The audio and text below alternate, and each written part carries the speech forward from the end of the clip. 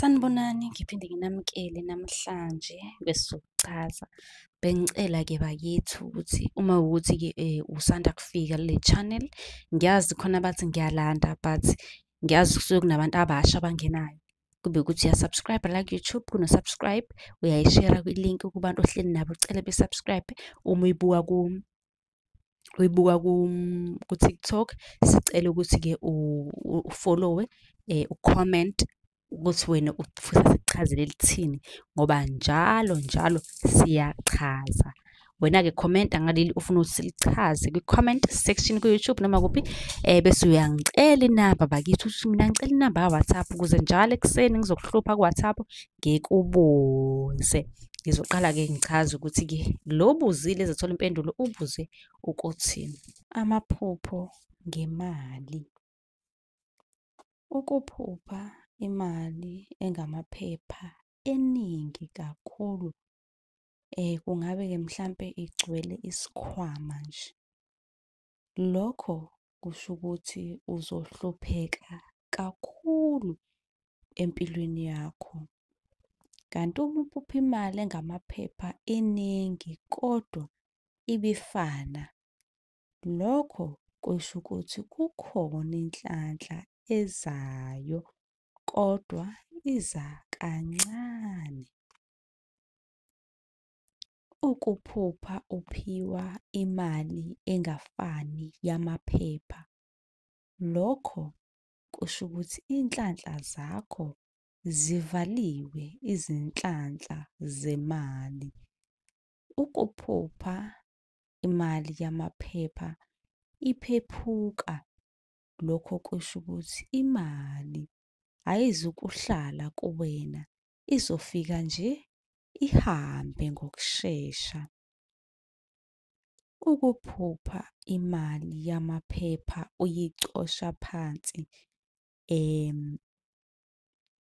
njengokuba ukuthi hlampe uyayithola uyayicosha endleleni, lokho kusho ubunzima bempilo ozohlangabezana nabo maduzane.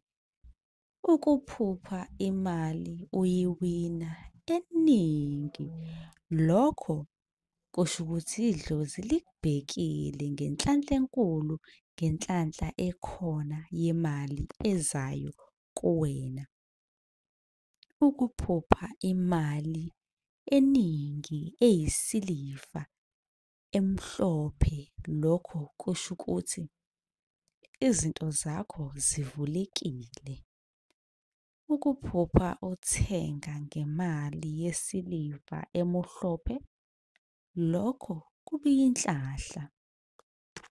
Ukuphupha imali yesiliva igcwele isikhwama noma ibhakede, lokho kusho ukuvalwa kwemali kuwena. Akukho kuhle kodwa. Ukuphupha ukhipha imali yesiliva emanzini emhlophe, lokho kusho ukuthi kumele usebenze kanzima ukuze uphumelele. Ukuphupha uphiwa imali yakudala yesiliva, lokho kusuke kusho inhlahla enkulu, khona okuhle okuzayo kuwena okumele ukulindele.